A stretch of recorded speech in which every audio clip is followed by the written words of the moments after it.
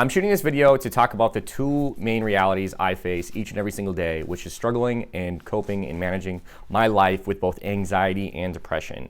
What is going on, YouTube? My name is Tyler Rossmann and you are watching Tross Films. For those that have just started seeing some of my content, for those that have just started noticing that I make videos, you might not be aware of something that's really important and big and prominent in my life. The fact that I struggle with anxiety and depression.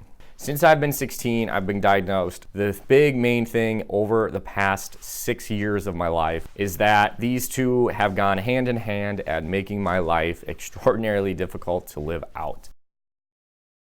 The thing that is very troubling for somebody that has anxiety is the fact that there's constant thoughts in your head that do not shut up.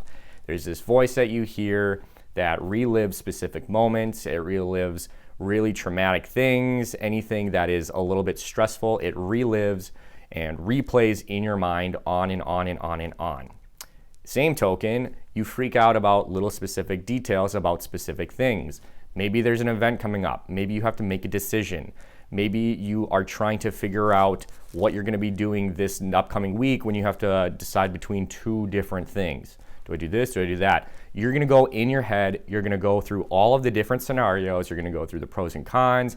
You're going to make a huge list of what you finally realize is the right thing to do. And then you're going to make that decision. And guess what? You are still going to doubt yourself. You're still going to have those thoughts saying, well, what if I did that? What if I ended up doing this instead? Would my life be a little bit differently? Is this really the best decision? Should I have gone with the other one? Could I have done something different? What would happen if X, Y, and Z were to happen? There's all these coulds, shoulds, and woulds, and you feel obligated to think about these things because they're just there. There's nothing that turns this off. It's a switch that goes on, and once it starts rolling, these thoughts just come flooding out like a dam that is broken and the water is just getting out there. It makes even the smallest little decisions extraordinarily huge in our mind. And then when you try to get a big decision, like trying to get into a job or trying to get into a school or trying to make a decision about what you're going to do after you graduate or trying to make a decision about what you're going to do next year. Do you want to stay where you are? Do you want to move on to something different? You kind of like where you are, but there's some things that are kind of troubling you, this and that. Those big life decisions are like paralyzing. And it is absurd how much this takes over your entire body. For me personally, I start getting really fidgety. I get really jittery. I notice that my body starts getting warmer. Like I feel like I'm getting hot. And when your mind is emotionally taxed so much to a degree, it's the analogy that I like to use is I feel like I'm a firecracker being lit with like kerosene. And what I mean by that is it starts like this long thread of just like little things that just like really make me on edge. I get triggered very easily with specific things. And if they keep popping up, keep popping up, there's going to be this point at the top where just boom, it like explodes. And that's where my depression comes in. When I am in a very high anxiety state and it escalates and I don't take proper care of it, if I don't do things that are really good for my mental health that I've learned over the course of the years to really help with this anxiety, and when it overflows, my depression hits very hard. That is when I get very low. When I'm very anxious, my mind is racing, my body seems like it's racing as well. When my depression hits, I don't want to do anything. I lose every ounce of motivation to do even the simplest of things, like getting out of bed in the morning. Depression is very hard for some people to really understand if you don't have it.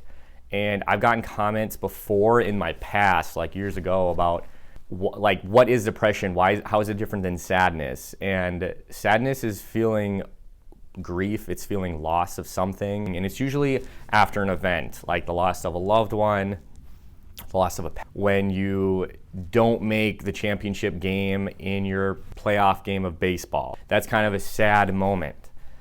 The thing with depression is that it's an extended period of this grief and sadness and whatever other emotions. However, there's no cause of it. I could wake up one day, feel normal, go about my normal day, I'm in my car, and then out of nowhere, it just hits me like a wave coming over, crashing into me, and I just feel low. I feel empty, I feel hollow, and I want to retract myself from everything I'm doing and every person that I'm around. With me, the analogy I like to use here is that of a dog. When a dog is getting older in life, or they're sick and they know that they might be dying, they tend to go away from their owners. They want to be alone and die. This is where I want a big disclaimer of what I just said. This does not mean I'm suicidal. It means when I have my depression hit, I don't want to be by anyone. I don't want to be in the presence of another person, even if that person is very significant to me, i.e. like my mother, my sister, my girlfriend, or anybody like that. It's just one of those things where when you feel your depression really hit you and you're with somebody that is in a really good state, it makes you often feel worse. When you are very low and somebody is very high, you start saying to yourself, why am I not like that? Why am I not so optimistic? Why am I not being positive? Why am I not being happy? Why am I not this and that?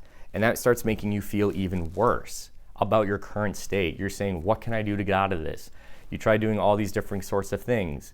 And the big thing with me is when I have my depression hit me, that is when I start having more anxiety. And it's tough. It's tough for me because when you are really low in motivation, really low in energy and effort of anything, I don't want to do anything. I straight up don't want to do anything. And that doesn't even mean watch TV. Like I mean like nothing. Like I just want to sit and do nothing. And that's troubling when you try to go to bed or anything like that, because when you have such lack of willpower, of strength, of energy, that's when all these other emotions and thoughts can come running into your mind. And that's when my anxiety picks up. And that's when all of these things start coming twofold. And I feel even more anxious because I have less to defend my mind about it. If I don't have any energy to defend myself, these are just going to run rampant in my mind. And I'm going to feel even more anxious about why I'm currently in this state. What can I do to get out of it? Why this? Why that? Why this? Why that? And it's so just excruciating. It makes you feel like you're nothing. It makes you feel so small in comparison to the grand scheme of like everything around you. You forget. You lose track of your senses of what's around you. It's kind of like a horse having blinders on. You have this such narrow focus, and it's so hard to look at anything around you. That's the reality that I face personally when I have both my depression and anxiety kind of surrounding me. And it's kind of like a wave where you have this anxiety come up, and then all of a sudden it shoots you down into this dark hole, deep hole, and then you kind of have some more anxiety. You kind of, make your way back up, and then there's something that comes up, makes your anxiety more. It's a very easily able thing to get yourself cycled into. It's taken me 6 years to get to the point where I am now. 6 years of struggling to try to find ways to cope with this, to manage myself, and to try and break the cycle, to try and really understand when I'm in a state of high anxiety. Is it going to make me crash? Is it going to make me burst? Am I going to fall into this? And it makes me realize, when am I in my depression state? I am very well aware of when I'm more depressed than when I'm more anxious. For me, one or the other is present, but one is more dominant than the other one. They're always going to be there, but there's always one that's a little bit more in your face, and you're aware of that. Because even if you're not really aware of it, you react to it. Your body is aware of it. You have a physiological reaction. And the worst thing out of all this is when you try to go to bed. When you are extremely anxious, you have a lot of sleep most often than not. People that struggle with anxiety have higher likelihoods of insomnia, because what are you doing when you're laying in your bed at night before you go to bed? Absolutely nothing. So throughout your day, when you have these anxious thoughts and these insane just what ifs, what's going on, debating yourself, struggling to get through all these thoughts, you're distracted by your daily life. You're distracted by your work. You're distracted by going to school, distracted by interacting with all these people.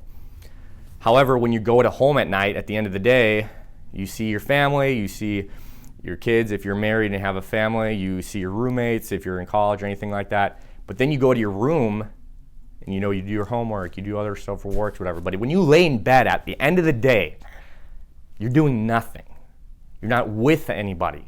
There's no responsibilities because you're sleeping. You're supposed to be sleeping. So what does this do?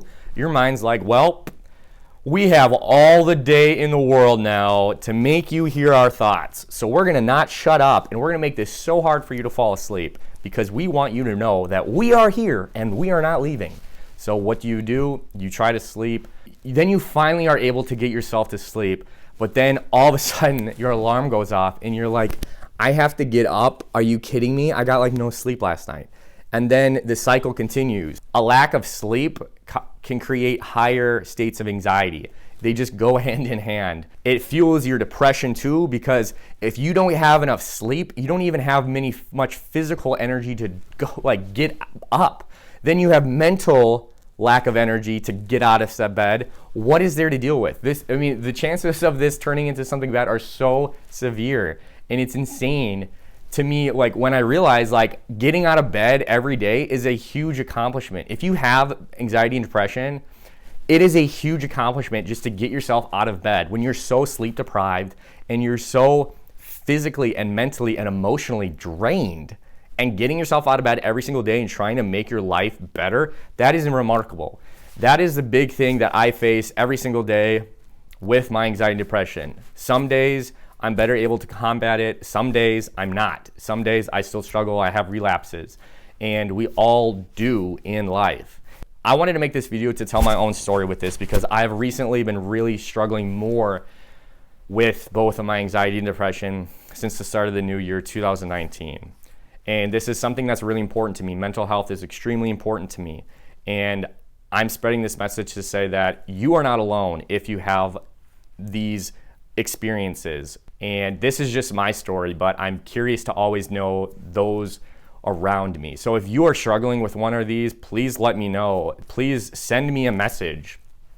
Find me on one of my social channels and send me a private message if you really want to, because you feel not that super comfortable writing in the comments below. I've been very fortunate throughout my life to really overcome a lot with my mental illnesses, and I'm very aware of that and that fuels me to continue each and every single day. Stories I want to share in upcoming videos. Thoughts about suicide, attempting to end my life, and struggling with an eating disorder, self-harmed, and other things are more topics I want to dive into in later videos. So for now, if you can relate, please let me know. As always, my name is Tyler Rossmann. I genuinely appreciate your time willing to stay here and hear my story and just listen to what I have to say. And I just want you to know that you are loved and you are loved, and I'm here regardless of who you might be. I really genuinely want to be there for every person that may be struggling with anything like this. So thank you as always, and I'll catch you in my next adventure. Peace out.